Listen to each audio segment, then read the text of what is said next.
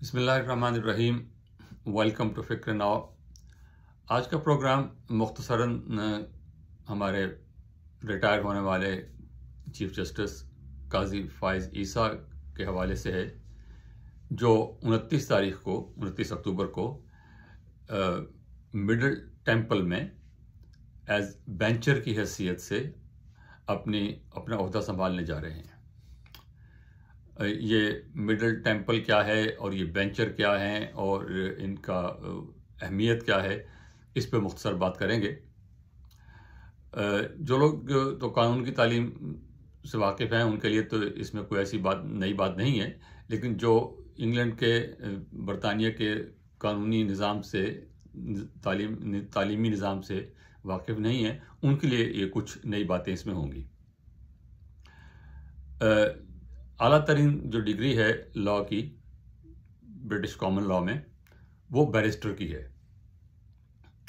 और बैरिस्टर बनने के लिए वहाँ इंग्लैंड में और ख़ास तौर पे लंदन में ये हैं सारे, तो वहाँ जो इदारे हैं वो उनको कहलाते हैं inns of court, INNS, inns of court. तो उसमें जो इदारे शामिल हैं उसमें मिडल टेंपल एक है, और जो है लिंकन इन दूसरा है। उसमें और इदारे भी हैं लेकिन हमारे यहाँ ये मशहूर हैं। लिंकन इन जो है वो हमारे यहाँ मशहूर इसलिए है कि हमारे कायद मोहम्मद अली जिन्ना, उन्होंने बैरिस्ट्री वहाँ से की थी।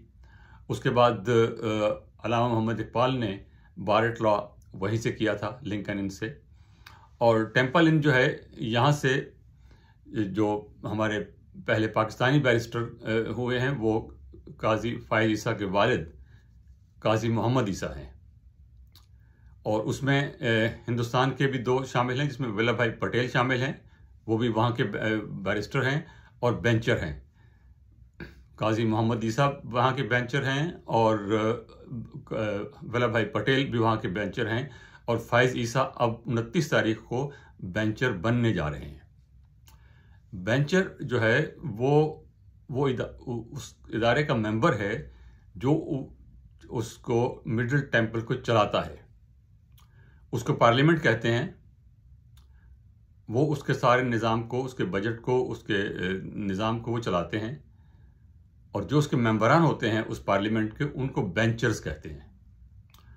उसके लिए जो क्वालिफ़िकेशन है वो ये है कि आपने कानून के मामले में कोई बहुत आला खिदमत सा अंजाम दी हो और आपने कोई नाम कमाया हो और आप वहाँ के फारिग तहसील हों।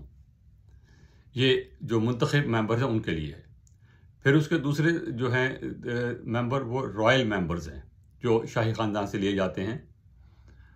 उनके लिए ज़रूरी नहीं है कि वो बैरिस्टर हों या उन्हें लॉ की तालीम हासिल की हो, लेकिन वो उनका अगर कोई इंटरेस्ट है इस मामले में, कानूनी मामले में, तो वो उनको मुंतखब कर लिया जाता है। उसके बाद कुछ ऑनरेरी मेंबर्स होते हैं। तो ये जो लोग हैं, चाहे वल्लभ भाई पटेल हैं या हमारे काजी मोहम्मद ईसा साहब हैं या अब काजी फ़ाइज़ ईसा साहब जो हैं, ये मुंतखब किए गए हैं और ये अपने ओहदे जो हैं वहाँ संभालेंगे। ये बड़े एजाज़ की बात है पाकिस्तान के लिए। और ये दूसरे मुझे नाम याद नहीं आ रहा, लेकिन हिंदुस्तान से दो हैं, एक वल्लभ भाई पटेल है, एक और दूसरे साहब हैं। और पाकिस्तान से इस वक्त तक सिर्फ एक हैं, काजी मोहम्मद ईसा। और अब जो है उनका बेटा काजी फ़ाइज़ ईसा, वो दूसरा हैं जो वहाँ पे बनने जा रहे हैं। तो पाकिस्तान के लिए बड़ी इज़्ज़त की बात है और इस पे हमें फ़ख्र करना चाहिए। इसको सियासी नहीं बनाना चाहिए, लेकिन हमारे यहाँ आदत है इस चीज़ की, तो हमें इससे इज्तनाब करना चाहिए। और काजी साहब अब लंदन रवाना हो गए हैं। वहाँ वो गए इसीलिए हैं कि ताकि अपना ये ओहदा संभाल सकें। और हाँ, एक बात ये कि ये जो मुंतखब होते हैं लोग, बेंचर्स जिन्हें कहते हैं, ये ताहयात होते हैं। एक दफ़ा मुंतखब हो जाएं तो ताहयात जो हैं वो बेंचर्स रहते हैं। और फिर ये बेंचर जो, जिस तरह हुकूमत में, पार्लियामेंट में एक हुकूमत होती है, इस तरह वहाँ पर भी ये बेंचर्स जो हैं एक कमेटी को मुंतखब करते हैं जो डे टू डे अफेयर्स जो हैं, रोज़मर्रा के जो मामलात हैं, उनको चलाते हैं।